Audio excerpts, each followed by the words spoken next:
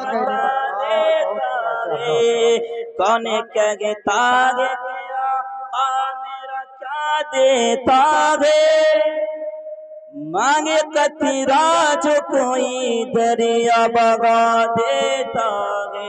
दुरूद पाक पढ़ लीजिए। अल्लाहुम्मा सल्ली अला सय्यिदना मौलाना मुहम्मद बारिक वसल्लम सलातु व सलाम अलैका या रसूल अल्लाह सल्लल्लाहु तआला अलैहि वसल्लम। अच्छा, आप लोग कहीं और घूम रहे हैं क्या? मैं दुरूद पाक पढ़ने का देख रहा हूँ तो शायद किसी का होठ भी नहीं खोला। देखिए, दुरूद पाक की फजीलतें आप बहुत सुने हैं, जानते हैं, कहने की जरूरत नहीं है। हाँ, लेकिन जब कहा जाए तो कम से कम होठ हिला के इसे पढ़ लीजिए, बहुत सवाब है। एक हदीस सुना देता हूँ, मुकाशिफतुल कुलूब में है। इमाम गज़ाली अलैहि रहमत नकल करते हैं, फरमाते हैं कि अल्लाह तबारक व तआला के प्यारे रसूल सल्लल्लाहु अलैहि वसल्लम इरशाद फरमाते हैं कि अल्लाह तबारक व तआला ने एक फरिश्ता पैदा फरमाया है जिनकी लंबाई ज़ेरे अर्श से लेकर तहतुस सरा तक है। यानी उनका सर, तवज्जो हो, गौर से सुने, यानी उनका सर ज़ेरे अर्श है, इन अर्श के नीचे, और उनका पांव तहतुस सरा में है। जब कोई बंदा मुझ पर दुरूद पाक पढ़ता है तो अल्लाह तबारक व तआला उस फरिश्ते को हुक्म देता है। बहरे नूर एक कुआं का नाम है। नबी इरशाद फरमाते कि जब कोई बंदा एक बार दुरूद पाक पढ़ता है, अल्लाह तबारक व तआला उस फरिश्ते को बहरे नूर में गोता लगाने का हुक्म देता है। हुक्म खुदाबंदी से वो फरिश्ता बहरे नूर में गोता लगाता है। गोता लगाने के बाद जब बाहर निकलता है, अपने पर को झाड़ता है। उस झाड़ने की वजह से जितने कतरे गिरते हैं, अल्लाह तबारक व तआला हर एक कतरे के बदले में एक फरिश्ता पैदा फरमाता है। और वो तमाम फरिश्ते जो मुझ पर दुरूद पाक पढ़ते हैं, कयामत तक के लिए दुआए मग़फ़िरत करते रहते हैं। सुभान अल्लाह, सुभान अल्लाह, माशाअल्लाह, सुभान अल्लाह। एक बार पढ़ने के ये मजा देख लीजिए, क्या समरा है। कयामत तक के लिए दुआएं मग़फ़िरत करते रहते हैं। वो भी फरिश्ता, किसके लिए? जो बंदा नबी पाक पर दुरूद पाक पढ़ता है। अब कितने फर्क, एक मर्तबा नहा कर आए और गोता लगा के जो बाहर झाड़ते हैं, जबकि उनका पर कालम क्या है कि मशरिक़ और मगरिब को घेरे हुआ है। कितने कतरे बहते होंगे, आप जरा सोच लीजिए। हम एक चुल्लू पानी लेकर के झाड़ते हैं तो कतरा गिन नहीं पाते, उसका शुमार क्या होगा। लेकिन अल्लाह तबारक व तआला हर एक कतरे के बदले में एक फरिश्ता पैदा फरमाता है और वो तमाम फरिश्ता उसके लिए दुआएं मग़फ़िरत करते हैं। तो दुरूद पाक पढ़ने से कतराया न कीजिए। इस तरह की बहुत हदीस है, हाँ, लेकिन मौज़ू कुछ और है। इंशाअल्लाह कोशिश करूंगा बयान करने का। दुरूद पाक पढ़ लीजिए। अल्लाहुम्मा सल्ली अला सय्यिदना मौलाना मुहम्मद बारिक वसल्लम सलातु व सलाम अलैका या रसूलल्लाह। अल्लाह तबारक व तआला कुरान मुक़द्दस में इरशाद फरमाता है, इन अवलियाहु इल्लल मुत्तक़ून, के वली परहेजगार ही होते हैं। सीधा साधा मतलब समझिए, वली क्या होते हैं? परहेजगार ही होते हैं। अब अगर कोई शख्स आपके दरवाजे पर आया, आज के दौर में बहुत से भिखारी, भीख मांगने वाला शख्स भी दरवाजे पर आके दस्तक देता है, दादा परदादा का नाम गिनाना शुरू कर देता है, माजी हाल मुस्तकबिल की खबर देना शुरू कर देता है। तो क्या ऐसे शख्सों को आप वली कहेंगे? क्या वली मान लेंगे? नहीं नहीं, हरगिज नहीं। हाँ, यह बात अलग है कि अल्लाह तबारक व तआला कुछ खास बंदों को वो फज़ल अता कर देता है, वो खास बंदों पर वो फज़ल अता कर देता है जिसे अल्लाह ताला की दी हुई इल्म से, वो अताई इल्म से जान लेता है कि इसके अंदर क्या चल रहा है, इसका मैटर क्या है। लेकिन अल्लाह ताला के वो कुछ खास बंदे होते हैं जो सौम सलात की भी पाबंद होते हैं, जो नमाज रोजा की पाबंद होते हैं, अरकान इस्लाम की पाबंदी करते हैं। लेकिन ऐसे शख्स नहीं जो दिन भर अपने काम में उलझा रहे, जो दुनियादारी में लगा रहे। फिर अगर वैसे शख्स इस तरीके के काम को बताए तो हम उससे करामत जान लेते हैं, बुजुर्ग समझ लेते हैं। ऐसा हरगिज नहीं होता, बल्कि वली वो शख्स होगा जो नबी पाक सल्लल्लाहु तआला अलैहि वसल्लम के फरमान के मुताबिक अपनी जिंदगी को गुजारेगा। हर एक नवाफिल को, वाजिबात के भी अमल करता हुआ नजर आएगा, हर एक फर्ज वाजिब को अपने वक्त पर अदा करता हुआ नजर आएगा। ऐसे शख्स को एक वक्त एक जुगले में जान लीजिए, जो शरीयत के पास तारीख करता है उसे ही वली हम समझते हैं, बाकी गैर को नहीं।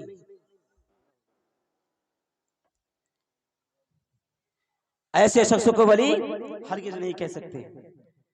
अब देखिए करामत की कुछ हदूद है, आखिरी बात बताकर मैं आपसे रुखसत हो जाऊंगा।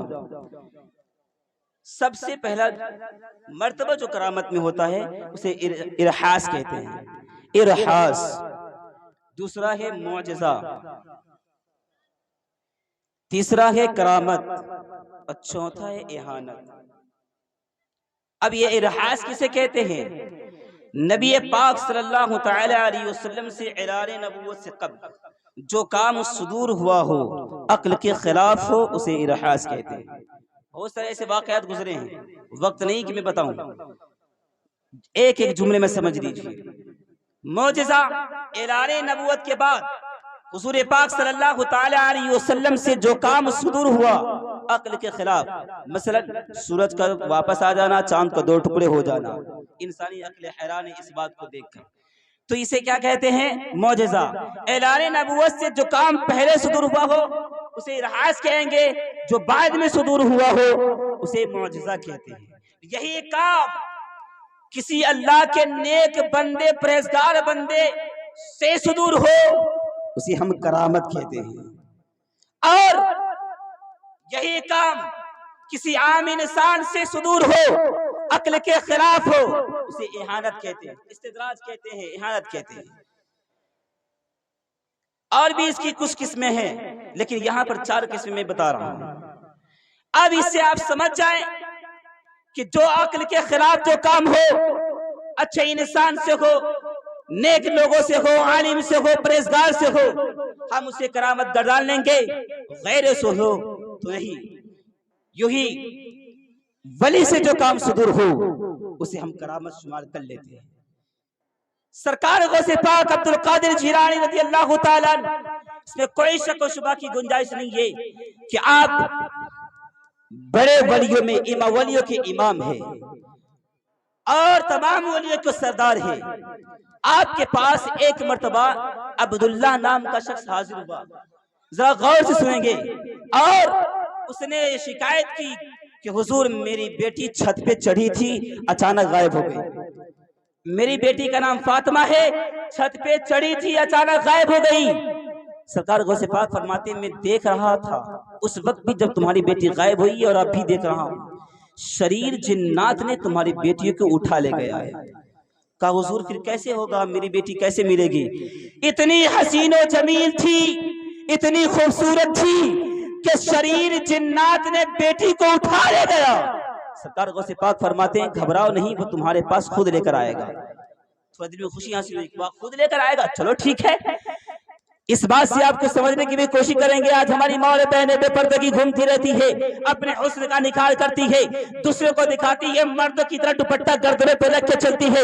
वो माँ बाप के बारे में इल्तिजा पेश करता हूँ कि बेटियों को तरीके मुस्तफा, तरीके फातिमा सिखाइए, कनीज़े फातिमा बनाइए। अगर चाहते हैं कि हमारी बेटी नेक और परहेजगार बने तो कम से कम 3 की बातें सिखा दीजिए, पर्दा क्या है ये बता दीजिए, वरना आपकी बेटी पर कुछ हो सकता है। अल्लाह ताला खैर करे। तो जिन्नात ने उठा कर ले गया। हुजूर गौसे पाक ने फरमाया कि घबराओ नहीं, वो खुद लेकर आएगा। कहने लगे हुजूरात मैं क्या करूं, बेटी तो चली गई, आप कुछ हीला बताइए। कहा ऐसा करना, आज रात में एक लकीर खींचना चारों तरफ, उसके बीच में खड़ा हो जाना, कहना ये लकीर गौसे पाक की तरफ मंसूब करता हूं तुम्हारी बेटी के, और उसके बाद सारी रात जगे रहना, खड़े रहना।